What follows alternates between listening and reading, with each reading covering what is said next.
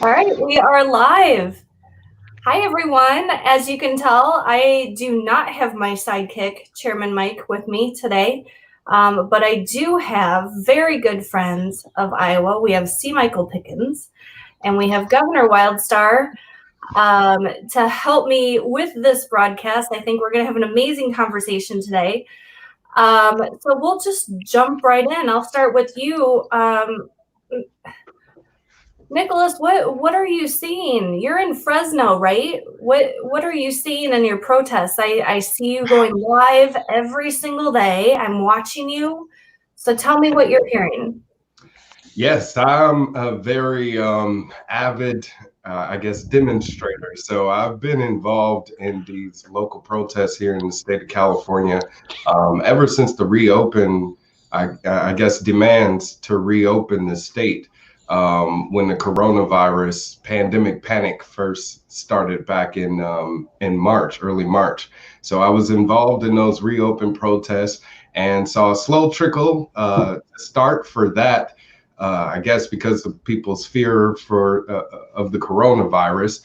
But then, as more money and more, people got involved, influential people got involved in those protests, you saw them become larger.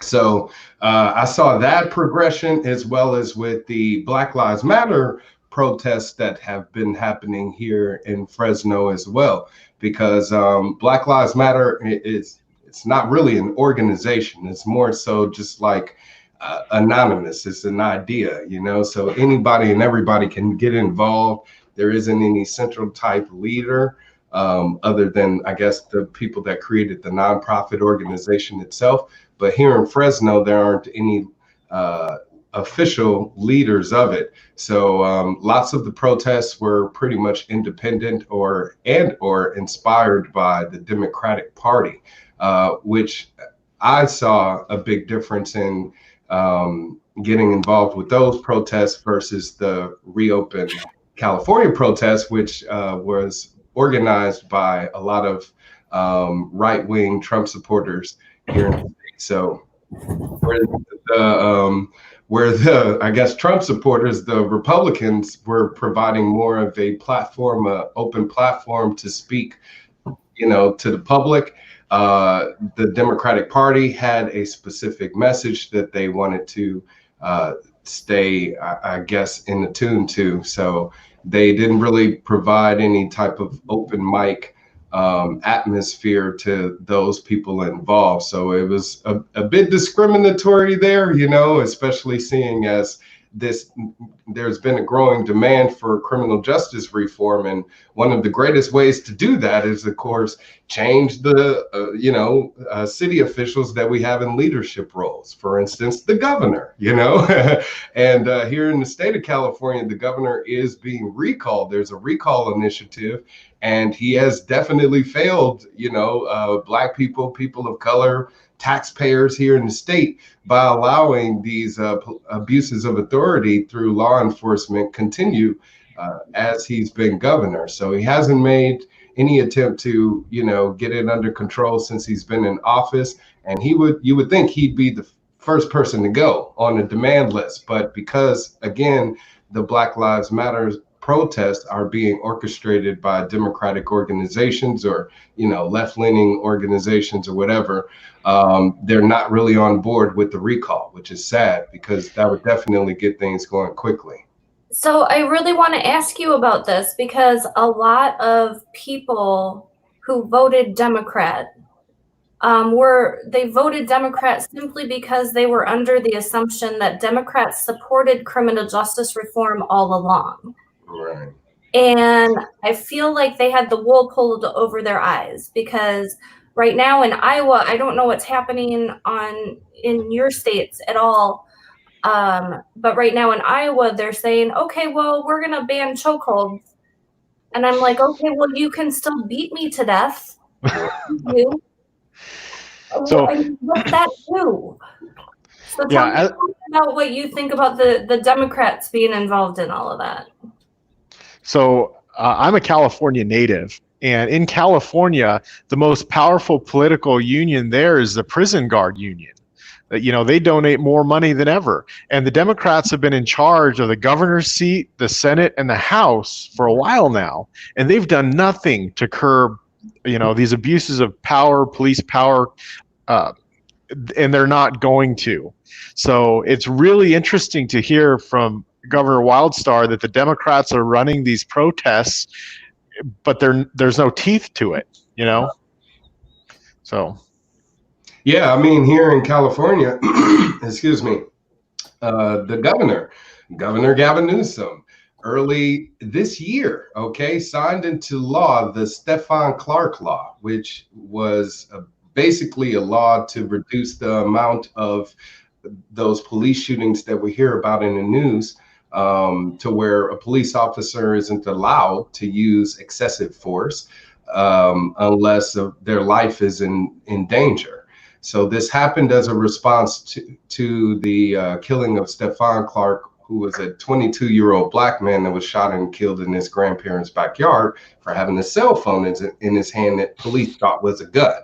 So you would think one of the first things they would want to do is restore our constitutional right to bear arms. That way black people aren't seen as a threat if they actually have a gun, But instead, the governor made this law to, again, supposedly rein in those bad apple cops that like to abuse their authority and, shoot to kill first, ask questions later.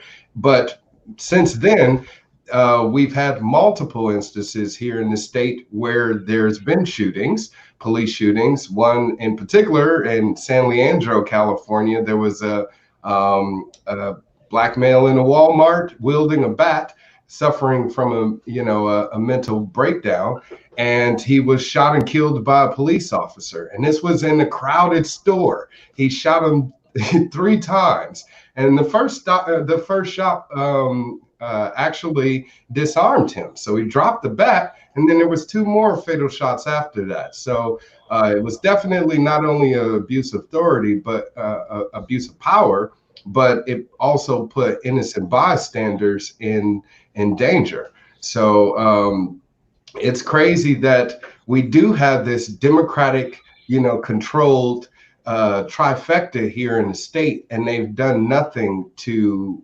reduce these police shootings or abuses of power by city officials in general here in the state. And mostly that's because it's a big money generator. The prison system is a way for for not only the state to profit, but those special interests that happen to invest into those companies. Like Pickens was saying, one of the largest unions here in the state is actually the correctional, officers. So for them to be one of the largest bankers, or one of the largest people bankrolling some of these legislative, proposals, or some of these political candidates' campaigns, definitely should raise a red flag to anybody and everybody out there that, wants to change the system.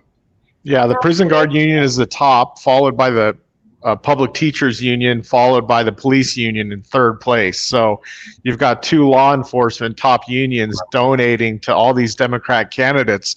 Those Democrat candidates are not going to cross their donors, and they're not going to implement qualified immunity. They're not going to force, body cameras on all the officers that can't be turned off.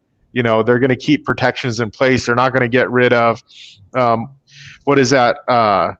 For a civil asset forfeiture, right? They're not getting rid of any of that stuff. They're not proposing it either. So, yeah. Well, and I think I brought it up on a show a couple weeks ago, but everybody likes to talk about, if we don't have taxes, then who's gonna set your house? Who's gonna put out your house when it's on fire, and who's gonna help you when you go to the, you need to go to the hospital?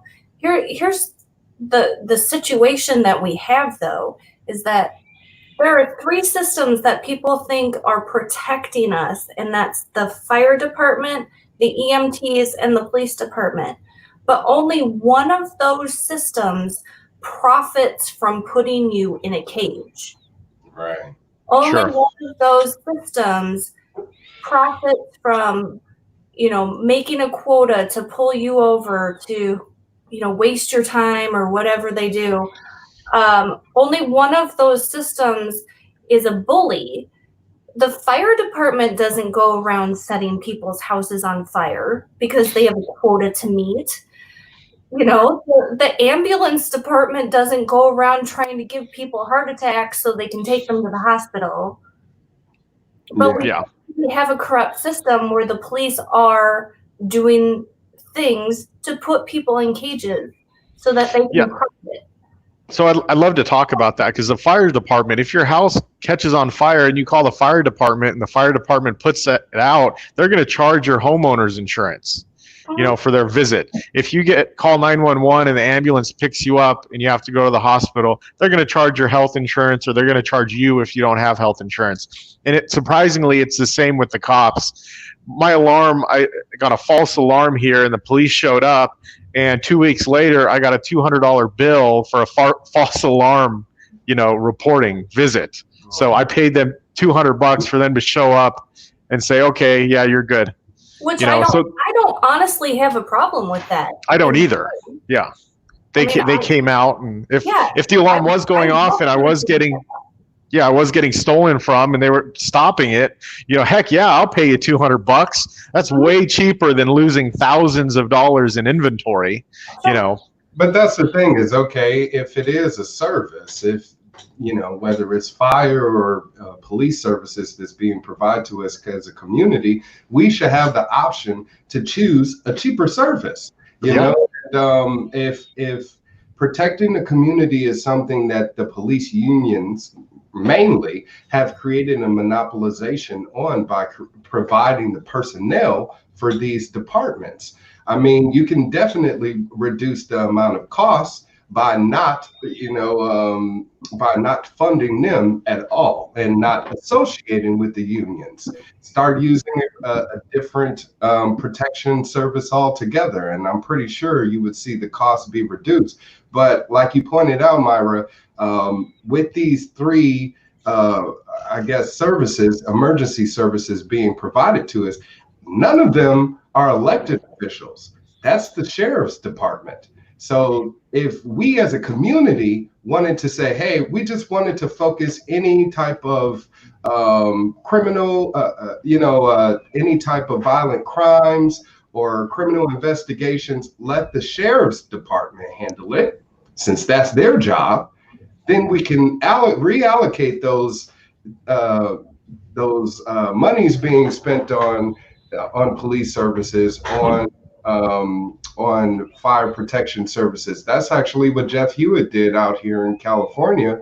Was he disbanded the fire department in Cali Mesa, California, and a lot of people frowned on that at first because they made that same argument. Well, who's going to put out the fire in our house, And that was immediately solved by a private company that came in and said, well, we'll use those same personnel, that same personnel that already exists, and we'll just charge you a lower rate. And that's exactly what they've done. It's saved the city millions. It's allowed them an opportunity to exit out of the pension agreement that it now in the state of California is to the tune of damn near $3 trillion. So we got to look into reducing the amount of unfunded liabilities at some point. And at least with leaders like him in office, it gives us an opportunity to start chipping at it in some way. So we actually have a libertarian mayor in Cedar Falls, just about an hour north of me. And his first thing that he did was he combined all three departments, and he made it so that every person in the department, it's just one department now, and every person can be an EMT, can be a firefighter, can be a police officer, depending on the need at the time and what they needed to do. So he basically combined all three departments and said, okay, you can do any of those things. And I think it's brilliant. Absolutely. And then now it gives them an opportunity to be better trained in those areas, and it reduces the personnel, reduces the amount of cost.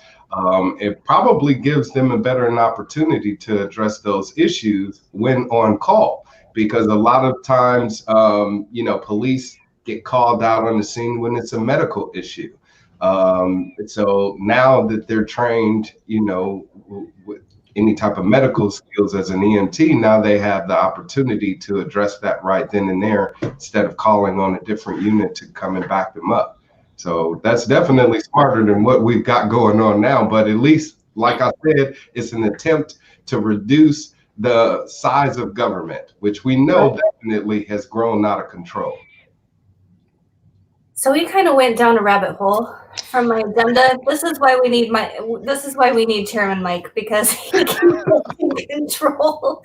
Hey, we're libertarians. It happens. Once you open the can of worms, my friend, Mr. Pickens, it has been a long time since you've been in Iowa. Yes. We have missed you. You are welcome to come back anytime. I mean, it's a Thank you so much. So the big thing in Washington right now that we're all hearing about is Chaz. And I know you're like 5 hours away from it. I know it's like how anybody that knows anybody in Iowa is like, do you know this person? But what can you tell us about what you're hearing in your local news about what's happening in that situation? Yeah, so Chaz is a Capitol Hill Autonomous Zone, which is now known as CHOP, which is Capitol Hill Organized Protest, and they changed it from Chaz. So the cool kids are calling it CHOP now. Yeah, so what happened was the whole calling it an autonomous zone equates to treason, like removing themselves from the United States government. So they didn't want to do that, so they changed it to CHOP, Capitol Hill Occupied Protest, right? And what they've done is they basically an autonomous zone, so I am treason. Yes. Me too. So what they've done is basically taken over 6 blocks known as Capitol Hill in the Seattle region, Seattle area, and they have instituted their own, autonomous zone, if you will. However, it's starting to get broken up. The mayor in Seattle is going to take back the East Precinct. They're going to remove the barricades. This is all going to be happening very soon. You're probably going to be seeing it on the news. There was murder there the other night last week. There's been assaults and other things, and people are pointing at it, saying that, oh, it's lawless in there. But if you kind of look at the whole Seattle region, that kind of stuff happens all the time, even in areas where there are police presence, like especially in areas that have police presence. So it hasn't changed much. There's been libertarians that I've talked to that have gone there and talked to the people. They did not get carded for ID. There isn't armed guards at every entrance. There's a lot of myths out there about what it is. They said it's more like a festival or a farmer's market, if you will. There's a lot of vendors that are selling stuff out there, and it's more in the tune of that. Now that's during the day. When nighttime comes around, I guess it gets rowdier, but it just is what it is. But I like the idea myself of being autonomous from the city government, state government, from the county government. And I'm lucky to live out here in Spokane because our mayor and our county commission has all kind of given the middle finger to our governor. The governor just basically put a mandate that you have to wear face masks, otherwise it's like $1,000 fine or 6 months in jail.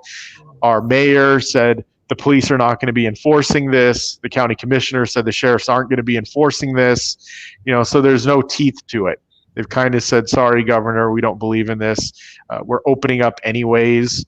They're not enforcing any, businesses that are opening up or enforcing any of the COVID regulations at all whatsoever. So we're kind of lucky out here in Eastern Washington with the county that we have. There's a few other counties out in Eastern Washington that are doing the same too. But it just goes to show that if we can take over city councils or county commissions, we can have a huge impact, because we need to be able to stand up for our constituency.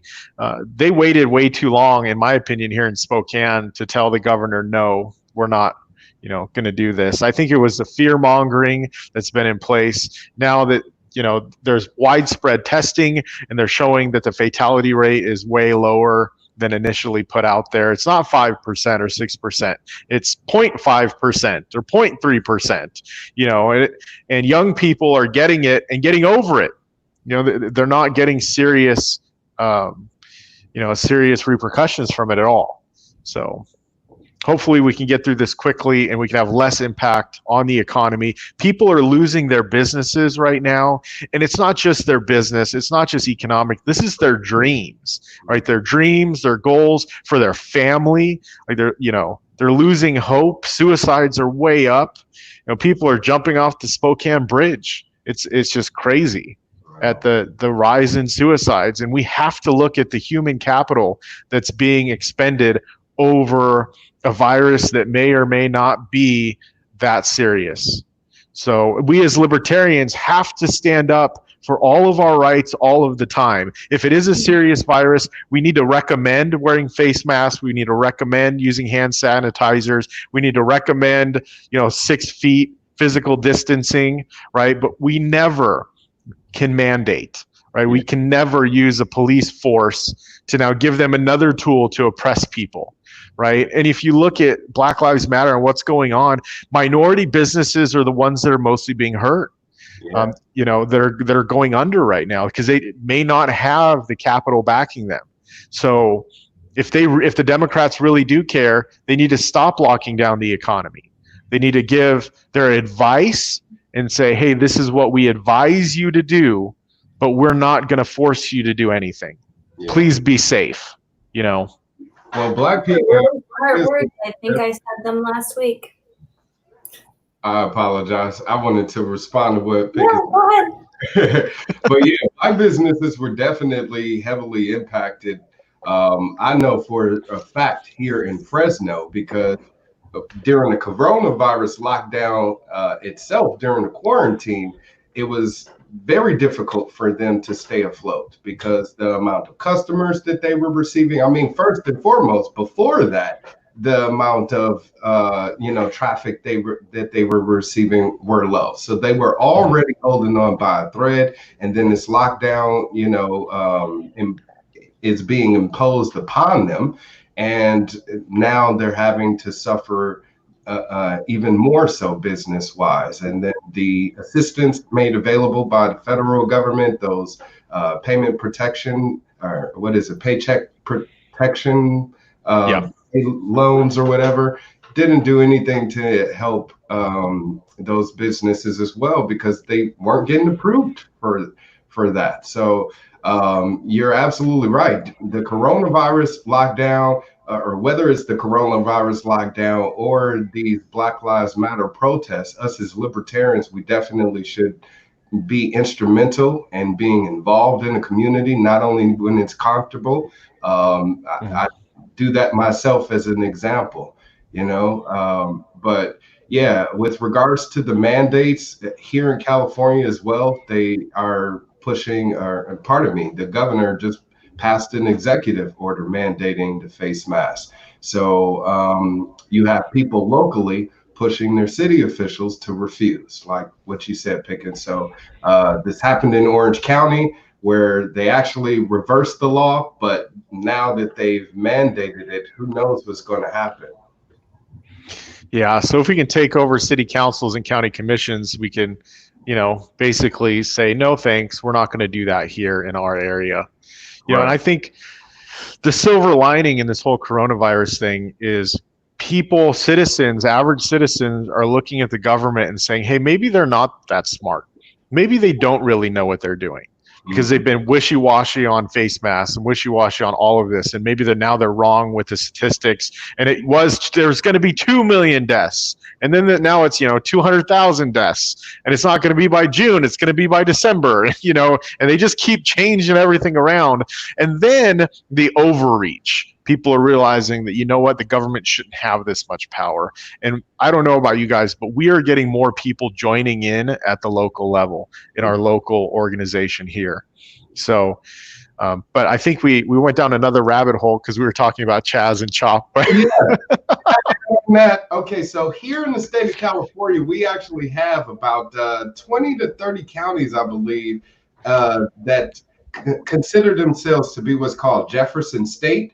So it's funny because I would think that they would be more on the bandwagon with declaring themselves an autonomous zone. You know, this is something that they've been attempting to do since World War II. You know what I mean? 51st state called Jefferson State. People, please, out there, look it up. Jefferson State. Because that would be beautiful if they did that here. I'm with you. I believe that we should start declaring our land to be sovereign, to be autonomous, and for us ourselves to declare that first, you know, and then start going out in the world and exercising that liberty on the land that we own. The government, who the hell are they? You know what I'm saying? Yeah, I think our entire community. Yeah, our entire government structure is backwards, right? The federal government laws supersede state laws, and state laws supersede county laws, and county laws supersede city laws. It should be the other way around, that our local stuff will supersede, you know, county, and then supersede state, and then lastly supersede federal. You know, it is, you know, we really just got to focus on all of our rights being protected. Well, it does according to the Constitution. They just don't respect it. You know? They don't. This oath and they break it immediately. So it's up to us to claim treason. That's what's really treasonous, you know? I think you hit the nail on the head, though, Michael, is that what we look for government, I guess maybe just as libertarians, because I hear differently from other people, but what I looked for from our government was, I want to know the scientific information. Excuse me. I want to know exactly what's happening. I want to know the numbers, and I want to know what your authority figures, the people that you've put around you that say that they are the best of the best, say is the best recommendation. And that's all I want. Well, this is the problem. I want you to tell me what to do. I want you to give me a recommendation about what I should do.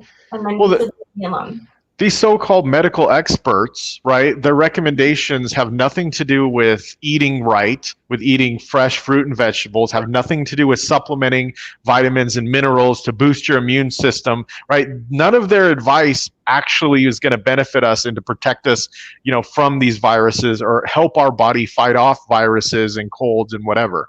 So they're not actually giving proper advice. You know, stay in your home is not proper advice because you're breathing in the same air, right? You're not going out and getting any sun. You know, it's not the right advice. So I don't trust any of these so-called medical experts. They're just waiting for a vaccine to push that on us, which I don't think that's going to help. So, I mean, why is that even their first consideration? As medical experts, the first thing that you're proposing to healthy people is a vaccination, which is usually the virus itself. I think it's terrifying to me because, you know, the next thing that I'm going to have to fight is that they want to inject my children with things that I don't know have been studied, or reviewed. Fauci just recently in the Senate Council hearing said that it takes about 7 years for them to properly develop a vaccine. Yet Trump is on TV with this Operation Warp Speed talking about fast-tracking the vaccine before the end of the year and using the military to deliver, you know, this vaccine. I don't know what that entails. Are they going to drop it off at, you know, a hospital, or does that mean they go come to your front door? You know, I'm really tired of everyone wanting to use the military in the United States streets. Yes. Because I'll tell you, when people first started protesting or when we first went into lockdown and people said, no, we still have the right to assemble. So we'll still assemble if you say we can't. People wanted National Guard in the streets of Iowa. Yeah. People wanted them out there. Like, what the hell are they going to do? Shoot the virus? right. I mean, They want them to be harder on the virus. Yeah, I mean, all of the logic and common sense just goes out of the window. I don't know what it is, but that's the thing about propagating fear and using fear mongering as a political weapon, because it allows them to, again, exact this agenda, impose this control over us all, when really we're autonomous beings. We have the God-given right to think for ourselves. And if we learn the facts, since we're talking about facts in these professionals, if you tell us it's 0.3, 0.5% of a fatality rate, then no, I shouldn't be forced to wear a mask. I shouldn't be forced to wear anything against my will, because I'm a free individual. So the government, nowhere in the Constitution, nowhere legislatively, nowhere lawfully does it says that government has the right to force you to wear anything. So we need to rebel, but it's up to we the people to actually stand up, because you do have that group that's supportive of that. So on that note, I want to ask a final question before we move on to our next subject.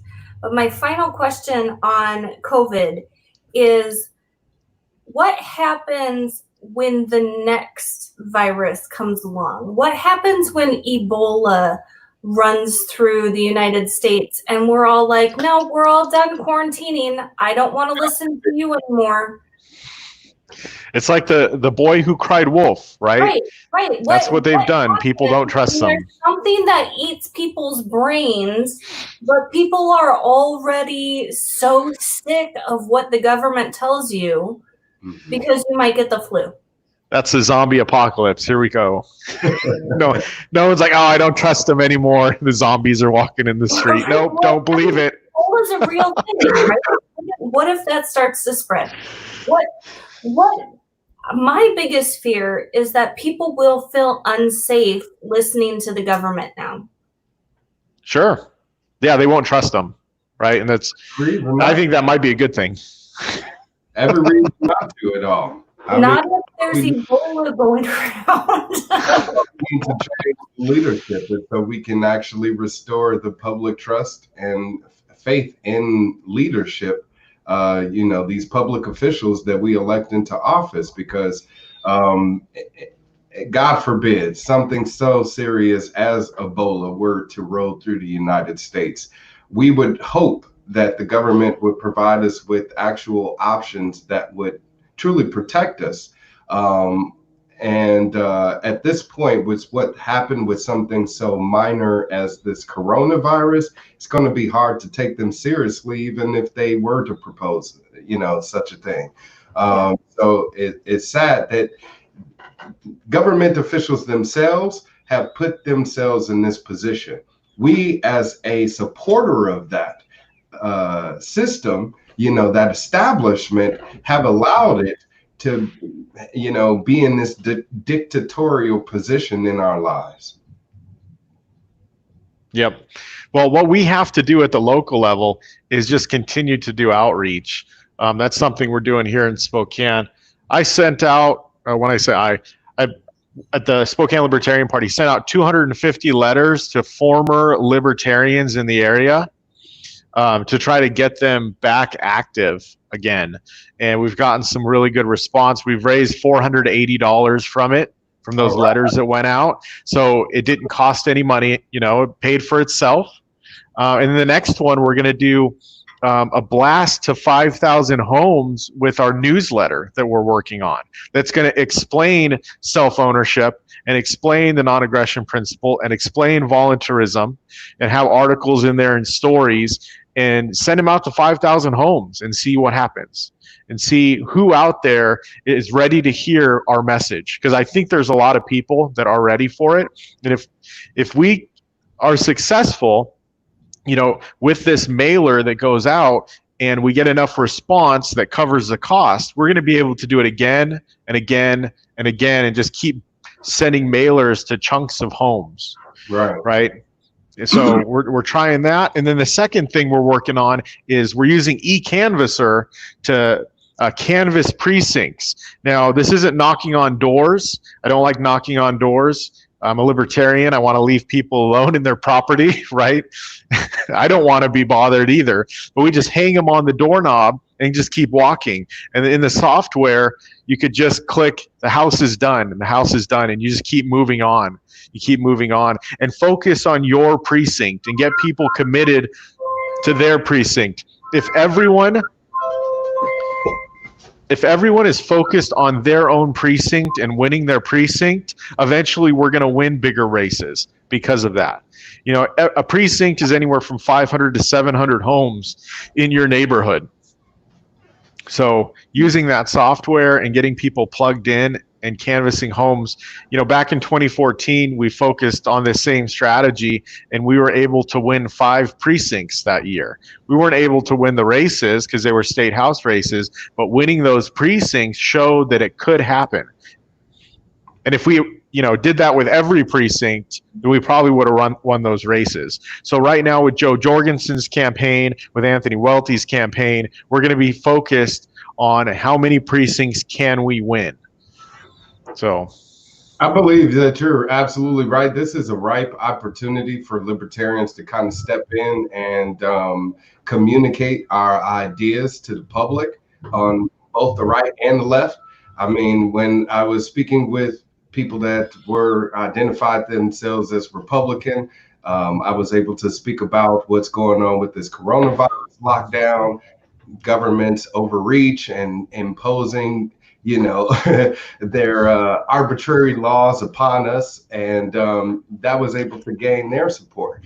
And then with the Black Lives Matter supporters now on the left, on the Democrats side, I guess, we're able to deliver to them about properly defunding and disbanding the police in some situations, different ideas that we've always advocated for, and find a way to have them both meet us in the middle. So hopefully more people will pay attention to the third party candidate this year. I think more than ever before, that demand is, is there. You had the Trump Hillary thing, but Trump Biden is just like, it's up there as far as one of the most hated elections. So we'll see what happens. Hopefully libertarians, can hit that, have that golden ticket and hit that mark needed this time to hopefully just get on the debate stage. I think that'll win the election itself. Yep, getting the 15%. And we got to make sure that there's a Facebook group called Pollsters for Joe Jorgensen or something like that. But they're basically, flooding all the polls with votes. And it's exciting to see Joe winning these polls. Yeah. They're online polls, but we're getting, 60,000 votes, 40,000 votes. Like it's incredible to see. And especially, I know you both were around in Gary Johnson's 2016 race, the excitement around this race and the grassroots, people sharing, it's just really cool. Libertarians are really good at the internet, right? We're really good at posting and, posting in comments and arguing with people online. So it's working out. We've got that covered. So now if we can get the door-to-door stuff covered, if we can get local media covered, making sure our signs are out there in the streets and that we're attending these rallies and events, right. That right there, is going to be the key for us. So exactly. I believe and Myra, you've ran for office. Same with you, Nickolas. Myra, this is going to be your second time running, and you got 2,600 votes first time you ran. Yeah, so I got 26% of the vote. Or 26%. I'm sorry. Yeah, which was about 2,600 votes. Oh, nice. It kind of works out that way.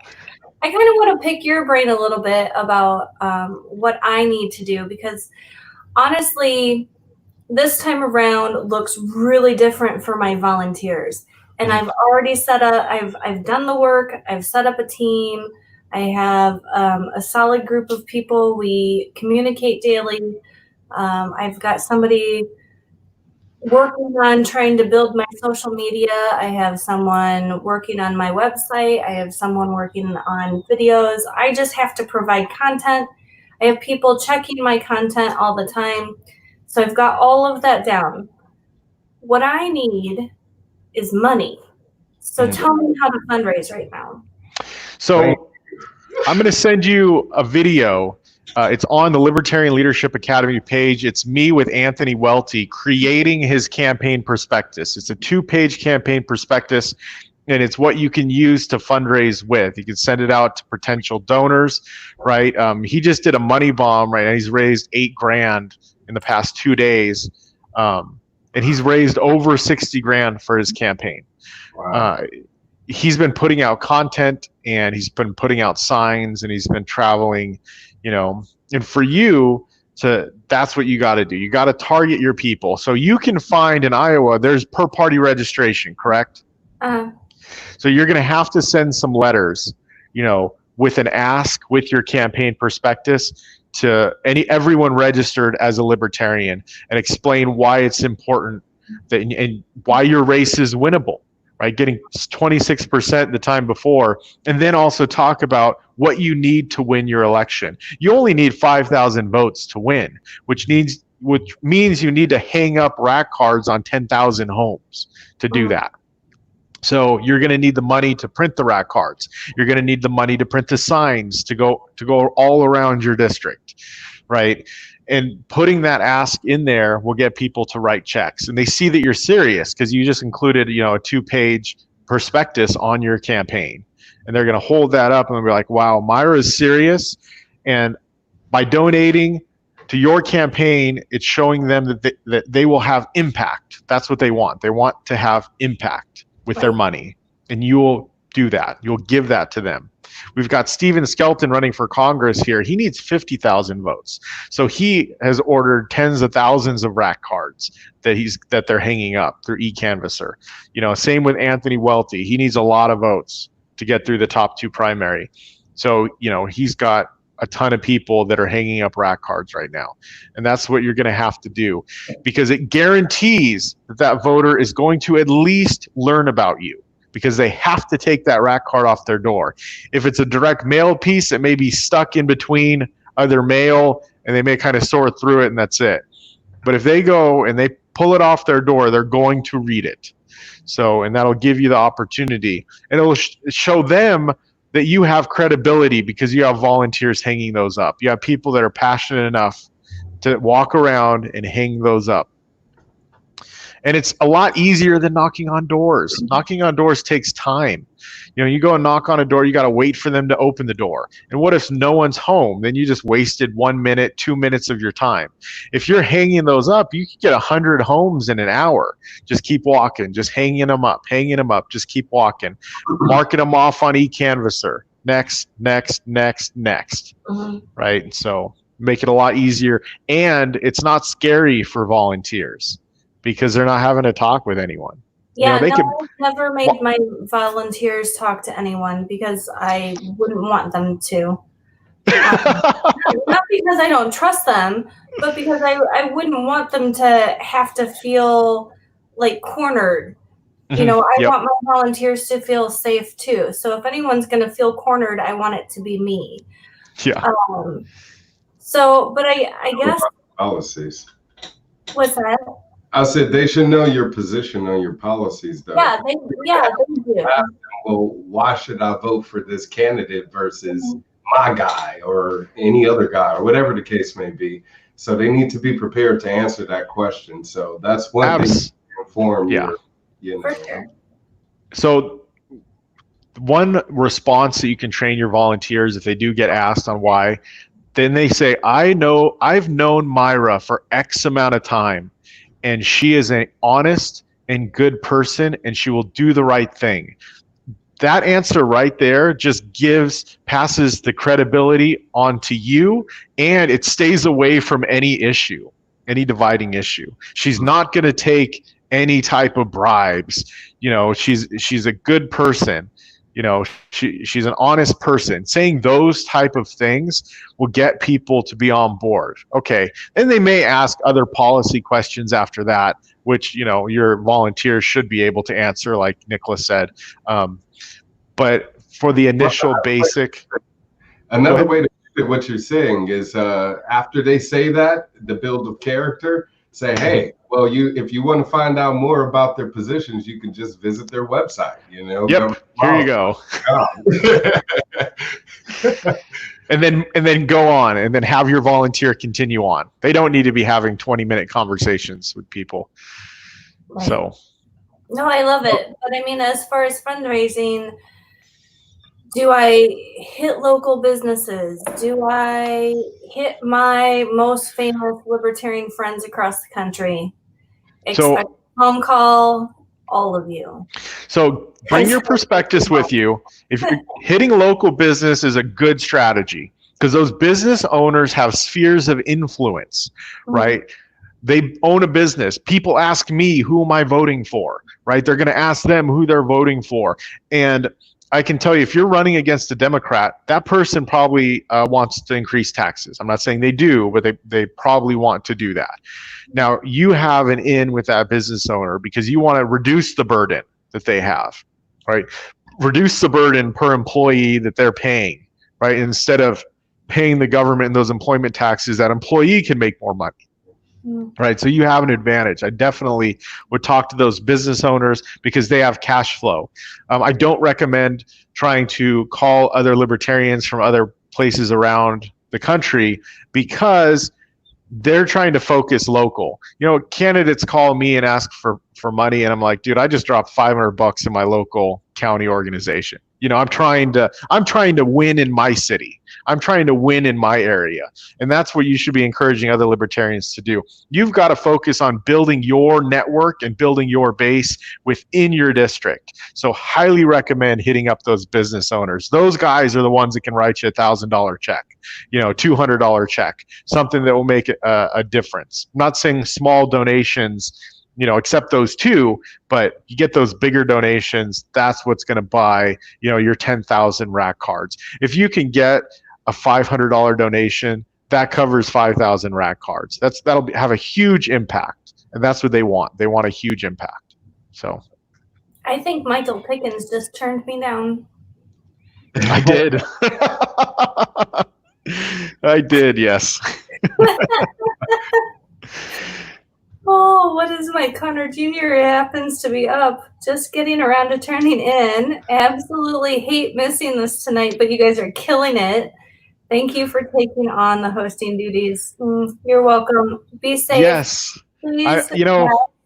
I hope he feels better. I'm disappointed that he's not here on the call. I've been friends with the last two chairs there in Iowa. I'm a lifetime member of the Libertarian Party of Iowa.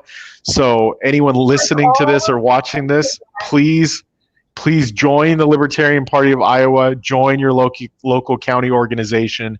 Become a lifetime member. I didn't bring my pin, but that's okay. Mike, maybe we'll do this again sometime. And I'm definitely open to that. We've got about 12 minutes. You guys have a plug? Yeah, what are we talking about? What business are you running? Can I add to the money thing? Yeah, do it. Just from personal experience. I mean, because I was, I guess, I did receive a bit of my training as a candidate through the Libertarian Leadership Academy. So I'm gonna jump on Pickens here because that whole prospectus thing, man, fuck that. I mean, it's cool and all because, believe it or not, I got more money with my mouthpiece than with a business proposal. Sure. And it's pretty and all, don't get me wrong. It's great when it comes to particular individuals, if they want to see it in writing or whatever, broken down, etc. But the majority of people really just want to be motivated enough on the spot with what you have to say. It's kind of like you got to look at a donor like a voter. You got to sell them on why they should vote for you or donate to you, just like why you would tell a voter why they would vote for you. You know? Absolutely, yes. And, I've had multiple donors cut $500, $100, $1,000 checks simply because of that. Because I've done speeches. I would say that get out there and do as much as you can, as many rallies, as many appearances as you can, and as many events.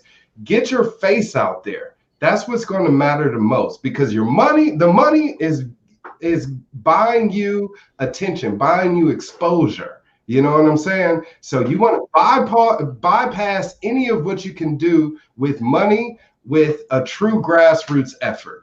You know, get your ass out there in as many events that you can, as many bars, as many protests, whatever the case may be.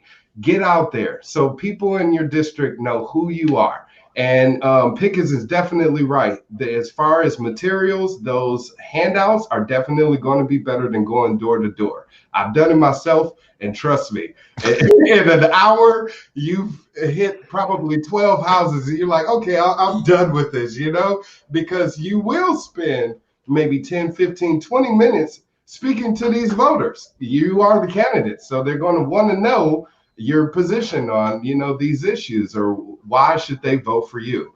So if you get caught into those conversations, those exchanges, then it's going to draw out that time. So going around with mailers, something like that, is definitely going to allow you to be able to cover more ground.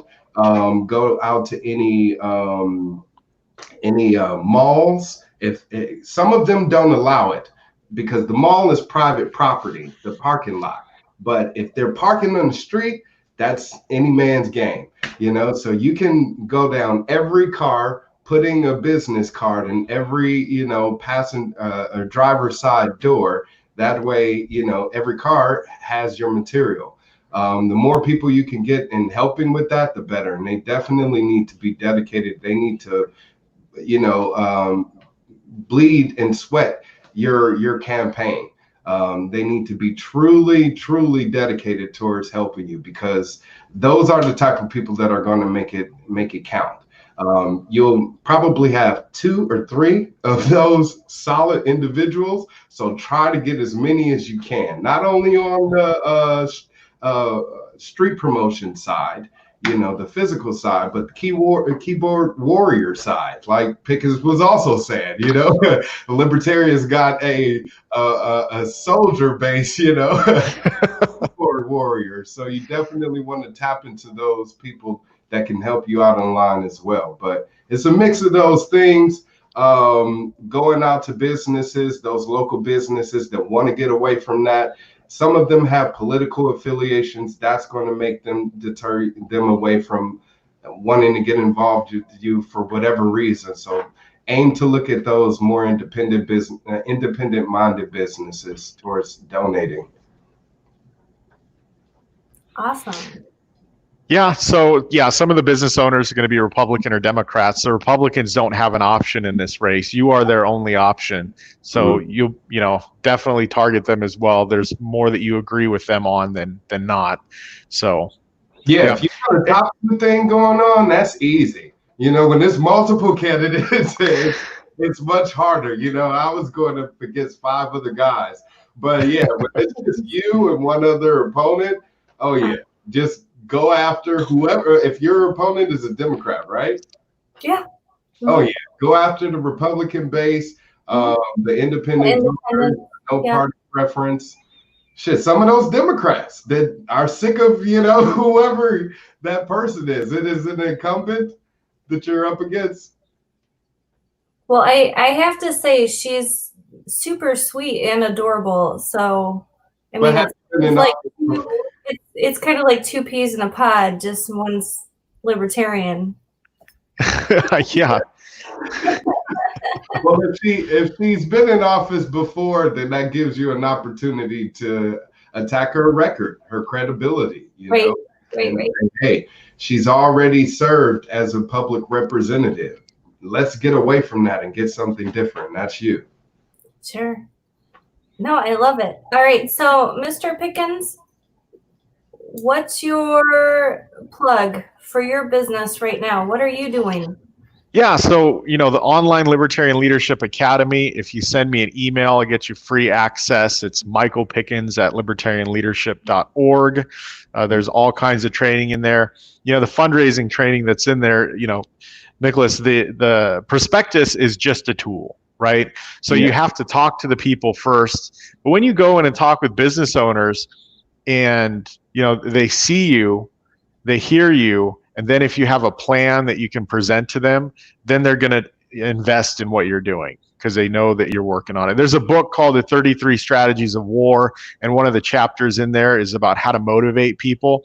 And when people hear you talk about your plan for winning, they will come on board because they want to be following someone with a plan. It's human nature, and a plan for winning. They want to be on a winning team. So if you can put that confidence out there that you are running to win, you've already ran, you know what you did wrong, you know what you can do better, this is the time that I'm winning. Join me. Now is the time to join me. They're going to be like, okay, well, I'm not a Democrat anyways, so hey, I'll join you, right? So getting that confidence in your voice, Nickolas, you're absolutely correct. You got to run your mouth. Talk to as many people as possible. It's a huge numbers game going to any business and every business, right? And you want to think to yourself, SW, SW, SW, SW. Some will, some won't. So what? Someone's waiting, right? And if you have a sales mindset that you're only going to close 1 out of 10 people, you're going to go out there and you're going to have a lot of success. Because if you talk to 10 people and only 1 says yes, and I'm going to vote for you, that's a successful day, right? But if you get 2, or if you get 3, or if you get 4 people to say yes, it's even better. You're going to be even more excited and motivated to go out there. And then what you want to do is share your successes on social media. Do a live stream. Hey, I'm at this business here. They've just committed to voting for me. They're going to tell their friends, we're making it happen. This is the time that we're going to win this election. Thanks, you guys. Thanks for supporting me. I'll see you tomorrow. Boom. Just like that. 10 seconds, 20 seconds, and you're done. And now everyone watching that's like, oh, Myra's going to win her election. I'm going to talk to other people about it, or I'm going to throw her $20, or, because they want to invest in a winning team. So that's my recommendation. Right about You that. heard it here. Michael Pickens' recommendation is that you throw me $20. That is my recommendation. So if you're one of those libertarians who isn't actually active locally and you have extra money, give it to Myra. Give it to Myra. What's your website? Oh, wait. I think I have a ticker for that. All There right. we go. What's your last name, by the way? I don't know how that happened. Governor Wildstar, tell us. What are you doing? What are you up to? Me? All right. Well, I am a lone wolf out here in Fresno and rebuilding the county party. So definitely contact me because I am the Tim chair. So I'm the temporary chair of the Libertarian Party here in Fresno County, and I'm rebuilding it as quickly as possible, doing my best to get people mobilized here in the city as well as the county and state, so we can get involved in some of these community events. That's more so my forte as a community activist, is just getting involved on the grassroots level. So I'm very instrumental in being involved as boots on the ground, but I'm also doing my best to get involved in this recall campaign for Gavin Newsom. I'd like to get as many people signed for that as possible. We need wet signatures, so I'm involved in a recall for Gavin Newsom. please contact me for that. And you can reach me at governorwildstar.com. All my social media connections, Facebook, Twitter, Instagram, all that, it's available on my website, governorwildstar.com. Because if we can successfully recall Gavin Newsom, guess what? I will run as a candidate to, unseat him in the special election. So if we can get that ball rolling as soon as possible, then I will be running as a candidate for governor here in California. Awesome. Is that right? GovernorWildstar.com? Yes, GovernorWildstar.com. And as my what was yours? right I don't do this. GovernorWildstar.com.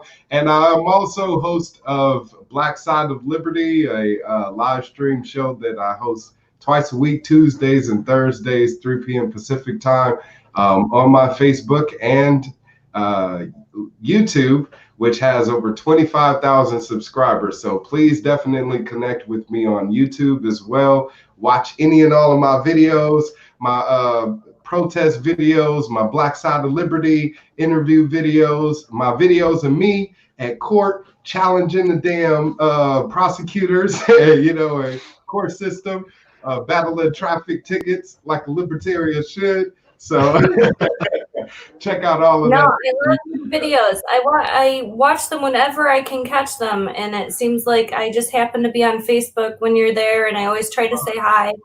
Yeah, appreciate it. So being part of that audience, because I love it. I love your show. It's really good. Thank you. All right. Well, we are at an hour, so Mike usually takes this out, and thank you so much for having me. It's great seeing you again, Nickolas and Myra. Hope you guys keep kicking ass. I love, you guys are my West Coast friends. We should have renamed the show the West Coast Show. For sure. And we appreciate it. This is a coast-to-coast connection, and we definitely got to make that effort to bring back liberty, because it's a global effort. I've actually spoke to libertarians in Uganda, Africa, that are attempting to create a libertarian party there. So if we can get as many people involved in this effort as possible, I think we can establish a true libertarian government here sooner than later. Yeah, so I forgot to tell everybody to share this link when we first started. So after we're done, go ahead and share. And people can see it after the fact. It doesn't have to be live. Absolutely. But I am so happy to have you guys here. I love you. Love you. Thank you for having me. Love you as well. Pleasure. Guys, have a great weekend. Same to you all. Long live liberty, y'all. Peace.